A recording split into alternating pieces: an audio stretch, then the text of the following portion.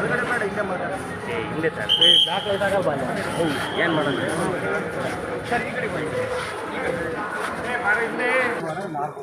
ಸುಮ್ಮನೆ ಮುಂದೆ ಬನ್ನಿ. ಎಲ್ಲಿದೆ ಎಲ್ಲ ಇದ್ದಾರೆ. ಆ ಕಡೆ ಹೋಗ. ಸ್ವಲ್ಪ ಅಕ್ಷಯ್ ಅಪ್ಪಿ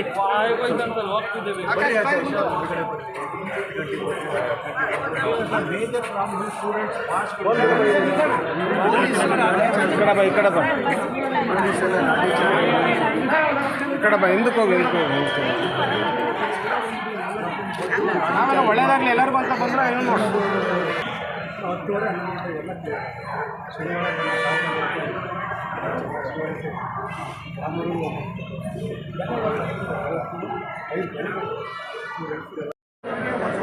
ಕೌಂಟ್ರುಗಳು ಕಡಿಮೆ ಇದ್ದಾವೆ. ಲೋಗೋ ಈ ಕಡೆ ಬರಬೇಕು. ಆಮೇಲೆ ಈಗ 30ನೇ ತಾರೀಕು ನಮ್ಮ ಲೋಗೋ ಈ ಕಡೆ ಜೂನ್ ಬರಲಿ. 30ಕ್ಕೆ ಅವರ ಅವಧಿ ಈ ಕಡೆ ಪಾಸ್ ಅವಧಿ ಮುಕ್ತಾಯ ಆಗ್ತಾ ಇತ್ತು. ಅದು ರಿನ್ಯೂವಲ್ಲು ಮಾಡೋದಿಲ್ಲ, ಅದನ್ನು ಹೊಸ ಅಕಾಡೆಮಿಕ್ ಇಯರಿಗೆ ಹೋಗಬೇಕಾಗಿತ್ತು. ಅದನ್ನು ಒಂದು ಒತ್ತಾಯ ಮಾಡಿದ್ವಿ. MD KSRTC ಅನ್ಬು ಕುಮಾರ್ ಅವ್ರಿಗೊಂದು ರಿಕ್ವೆಸ್ಟ್ ಮಾಡ್ಕೊಂಡಿದ್ವಿ. ಅದ್ರ ಪ್ರಕಾರ ಇನ್ನು 2 ತಿಂಗಳಿಗೆ ಎಕ್ಸ್ಟೆಂಡ್ ಮಾಡ್ತಿದ್ದೀವಿ ಅಂತ ಹೇಳಿದ್ರು. ಅವತ್ತು ಏನಿಲ್ಲ ಅಂದರೂ 8,000 ಜನ ಕೌಂಟ್ರುಗಳ ಹತ್ರ ಬಂದು ಅವತ್ತು ಪೊಲೀಸ್ನವರೆಲ್ಲ ಅವತ್ತು ಇಂಟರ್ಫಿಯರ್ ಆಗಿ ಸಮಾಧಾನ ಮಾಡಿ ಹುಡುಗರುಗಳ ಕಳಿಸಿದ್ದಾರೆ. ನಾವು ಒತ್ತಾಯ ಮಾಡ್ತಿದ್ದೀವಿ. ಅಷ್ಟು ಜನ ಪ್ರತಿದಿನ 4-5 ಸಾವಿರ ಜನ ಹುಡುಗರುಗಳು ಬರ್ತಾ ಇದ್ದಾರಲ್ಲ ತುಮಕೂರು ನಗರ ಹಾಗೂ ಎಲ್ಲ ಇನ್ನು ಉಳಿದಿರ್ತಕ್ಕಂಥ 9 ತಾಲೂಕು ಹೆಡ್ ಕ್ವಾರ್ಟರ್ಗಳಲ್ಲಿ ಕೌಂಟ್ರುಗಳು ಜಾಸ್ತಿ ಮಾಡಿ ಹೆಚ್ಚಿಗೆ ಓದ್ತೀನಿ ನಿಲ್ಲಿಸ್ಕೋಬೇಡಿ. ಅವರು ಕಾಲೇಜ್ಗಳಿಗೆ ಹೋಗಲಿ, ಅವರು ಅಲ್ಲಿ ವಿದ್ಯಾಭ್ಯಾಸದ ಕಡೆ ಗಮನ ಕೊಡಿ. ಹಿಂದೆ 2.5 ವರ್ಷ ಕೋವಿಡ್ ಅಂತೇಳಿ ಅವರು ಅರ್ಧಂಬರ್ಧಗಳು ಎಜುಕೇಷನ್ ಬಗ್ಗೆ ಗಮನ ಕೊಟ್ಟರು. ಹಾಗೆಯೇ ಅವರವರ ಡಿಗ್ರಿ ಕಾಲೇಜ್ಗಳಲ್ಲಿ ದೊಡ್ಡ ಡಿಗ್ರಿ ಕಾಲೇಜ್ಗಳಲ್ಲೇ ಕೌಂಟ್ರುಗಳು ಓಪನ್ ಮಾಡಿ ಅವ್ರಿಗೆ ಅನುಕೂಲ ಆಗಲಿ ಅಂತೇಳಿ ಒತ್ತಾಯ ಮಾಡ್ತಾಯಿದ್ದೀವಿ. ಜೊತೆಗೆ ಸರ್ಕಾರ ನೋಡಿ, ನಮಗೆಲ್ರಿಗೂ ಎಷ್ಟು ಕಣ್ಣಿಗೆ ಅದು ಬೆಣ್ಣೆ ಹಚ್ತಾರೋ ತುಪ್ಪ ಹಚ್ತಾರೋ ಗೊತ್ತಿಲ್ಲ. ನಾವು ಡೀಸೆಲ್ಲಿಗೆ ಪರ್ ಲೀಟ್ರು ಕೊಡ್ತಾ ಇರೋ ದುಡ್ಡು ಎಷ್ಟು? 96 ರೂಪಾಯಿ, 92 ರೂಪಾಯಿ, 100 ರೂಪಾಯಿ. KSRTCನವರು ಅದಕ್ಕೆ 35 ರೂಪಾಯಿ ಎಕ್ಸ್ಟ್ರಾ ಕಟ್ಟಬೇಕು. ಅವರು ಅಡಿಷನಲ್ ಆಗಿ ಪರ್ ಲೀಟ್ರಿಗೆ 35 ರೂಪಾಯಿ ಅವರು ಎಕ್ಸ್ಟ್ರಾ ಅವರು ಡೀಸೆಲ್ಲು ಹಾಕ್ಸ್ಕೊಳ್ಬೇಕಾಗಿರೋದು. ಇದು ಡಾಕ್ಯುಮೆಂಟೇಷನ್ ಆಗಿರೋವಂಥದ್ದು. ಇವರು ಒಟ್ಟು 26,000 ಬಸ್ಗಳಿದ್ದಾವೆ KSRTC ಇಡೀ ಅವ್ರದ್ದು 4 ನಿಗಮಗಳು ಸೇರಿ. ಪ್ರತಿದಿನ ಇವ್ರದ್ದು ಪೂರ್ತಿ ಹೋಗೋದು ಲೆಕ್ಕ ಹಾಕೊಂಡ್ಬಿಟ್ರೆ ವರ್ಷಕ್ಕೆ 1,500 ಕೋಟಿ ಇವರು ಡೀಸೆಲ್ಗೆ ಎಕ್ಸ್ಟ್ರಾ ಇದನ್ನು ಖರ್ಚು ಮಾಡಿದ್ರು. ಯಾರು ದುಡ್ಡದು? ನಮ್ಮಗಳು ದುಡ್ಡು. 1,500 ಕೋಟಿ ಬರೀ ಡೀಸೆಲ್ಗೆ ಇವರು ಎಕ್ಸ್ಟ್ರಾ ಖರ್ಚು ಮಾಡ್ತಿದ್ದಾರೆ. ಈಗ ನಷ್ಟ ಆಗಬೇಕು ಆಗಲ್ಲ ಅಂದರೆ ಇನ್ನು ಹೆಂಗಾಗಕ್ಕಿಲ್ಲ ಅದು. ಇವರಲ್ಲಿ 1,30,000 ಜನ ಸ್ಟಾಫ್ಗಳಿದ್ದಾರೆ. ಅವ್ರನ್ನೆಲ್ಲ ಮೈಂಟೈನ್ ಮಾಡಬೇಕು, ಬಸ್ಗಳನ್ನೆಲ್ಲ ಮೈಂಟೈನ್ ಮಾಡಬೇಕು. ನಾವು ಕೊಡೋದಕ್ಕಿಂತ ಎಕ್ಸ್ಟ್ರಾ ಮೊನ್ನೆವರೆಗೂ 25 ರೂಪಾಯಿ ಎಕ್ಸ್ಟ್ರಾ ಕೊಡ್ತಾಯಿದ್ರು. ನಿನ್ನೆಯಿಂದ 35 ರೂಪಾಯಿ ಪರ್ ಲೀಟರು ಎಕ್ಸ್ಟ್ರಾ ಇವರು ಕೊಡ್ತಾಯಿದ್ದಾರೆ.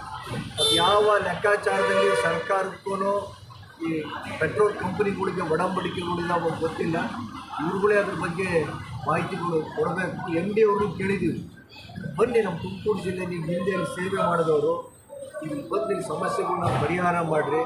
ಹಾಗೆಯೇ ಯಾರ್ಯಾರು ಹಿಂದೆ ಸ್ಟ್ರೈಕ್ ಮಾಡಿದಾರಲ್ಲ ಅವರು 1,500 ಜನ ಅವ್ರ ಬಗ್ಗೆನೂ ಕಳಕಳಿ ಇದೆ. ಸ್ಟಾಫ್ಗಳ ಬಗ್ಗೆನೂ 1,500 ಜನ ನೌಕರನ್ನ ಇಲ್ಲಿವರೆಗೂ ಕೆಲಸಕ್ಕೆ ವಾಪಸ್ ತೊಗೊಂಡಿಲ್ಲ. ಅವ್ರಿಗೇನಾದರೂ ಒಂದು ಅವಕಾಶಗಳು ಮಾಡಿಕೊಡ್ರಿ ಅಂತ ಹೇಳ್ತಾ ಇದ್ದೀವಿ. ಹಾಗೆಯೇ ಏನು ಅವ್ರದ್ದು ಡೀಸೆಲ್ ಲೆಕ್ಕ, ಬಸ್ಗಳು ಮೇಂಟೆನೆನ್ಸ್ ಲೆಕ್ಕಗಳು ತೊಗೊಂಡ್ರೆ ಎಷ್ಟು ಕೋಟಿಗಳು ಹಣ ವ್ಯತ್ಯಾಸಗಳಾಗ್ತಿದ್ದಾವೆ ಅಂತೇಳಿ. ಆಮೇಲೆ ಬೆಳಿಗ್ಗೆ ಸಂಜೆ 8ರಿಂದ 10 ಗಂಟೆ, ಸಂಜೆ 4ರಿಂದ 6 ಗಂಟೆ ಎಕ್ಸ್ಟ್ರಾ ಬಸ್ಗಳು ನೀವು ಇಡಿ ಅಂತ ಕೇಳ್ತೀವಿ. ಇಷ್ಟು ವಿದ್ಯಾರ್ಥಿಗಳ ಪರವಾಗಿ ಅವರಿಗೆ ವಿದ್ಯಾಭ್ಯಾಸದ ಕಡೆ ಗಮನ ಕೊಡಲಿ, ಬರೀ ಬಸ್ ಸ್ಟ್ಯಾಂಡಲ್ಲಿ ನಿಂತ್ಕೊಳ್ಳೋದು ಕ್ಯೂ ನಿಂತ್ಕೊಳ್ಳೋದು ಮಾಡೋದು ಬೇಡ. ಈಗ ನಮ್ಮ ಮಕ್ಕಳುಗಳಾಗಿದ್ದರೂ ಅಷ್ಟೇ ನಾವು ಕೇಳ್ತಿರೋದು ಅದೇ ಒತ್ತಾಯನೇ.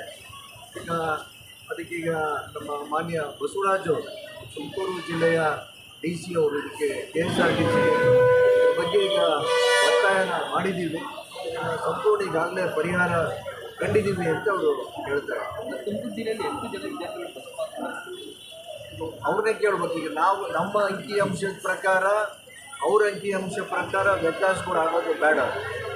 ಅವರೇ ಹೇಳಿ ಎಷ್ಟು ಇಲ್ಲಿವರೆಗೂ ಕೊಟ್ಟೆ ಅದನ್ನು ಕೇಳ್ತಾ ಇದ್ದೀವಿ ನಾವು. ಟೋಟಲ್ ಎಷ್ಟು ಪಾಸ್ಗಳು ಇಲ್ಲಿ ತನಕ ಎಷ್ಟು ಜನಕ್ಕೆ ನೀವು ಈಗ ಕೊಟ್ಟಿದ್ದೀರಾ, ಎಷ್ಟೋ ಜನ ಕಾಲೇಜ್ಗಳು ಈಗ ಅಡ್ಮಿಷನ್ ಆಗ್ತಿದ್ದಾರೆ. ಬರೀ ಅವರು ಅಡ್ಮಿಷನ್ ದಾಖಲಾತಿ ಕೊಟ್ಟರೆ ಸಾಕು, ಅಥವಾ 3-4 ಸಲ ಕಾಲೇಜ್ಗೂ KSRTC ಡಿಪೋಗೂ ಅವ್ರನ್ನ ಓಡಾಡಿಸ್ತೀರ ನೀವು. ಒಬ್ಬ ಹುಡುಗ 3 ಸಲ 4 ಸಲ ಹೋಗ್ತೀರ ಕಾಲೇಜಿಗೆ ಹೋಗೋದು ವಾಪಸ್ ಬರೋದು ಅಂತ ಮಾಡಬೇಡ್ರಿ. ವಿದ್ಯಾರ್ಥಿಗಳು ಯಾರು ನಮ್ಮ ಮಕ್ಕಳುಗಳೇ, ನಮ್ಮ ತಮ್ಮಂದಿರುಗಳೇ ಅವರು ಅಂಥವ್ರಿಗೆ ಇಂಥ ಸಮಯನ ವೇಸ್ಟ್ ಮಾಡಬೇಡ್ರಿ. ಆಮೇಲೆ ಅವ್ರಿಗೆ ಹೆದರಿಸ್ಬೇಡ್ರಿ. ಹತ್ತಿದ ತಕ್ಷಣ ಬಸ್ ಹತ್ತಿದ ತಕ್ಷಣ ಅವರು ಬೇರೆ ಬೇರೆ ಥರ ಟ್ರೀಟ್ಮೆಂಟ್ ಮಾಡೋದು ಬೇಡ ಅಂತ ಕೇಳ್ತಿದ್ದೀವಿ. ತಾವುಗಳೇ ಒಂಚೂರು ದಿನ ಹೇಳ್ಬೇಕು.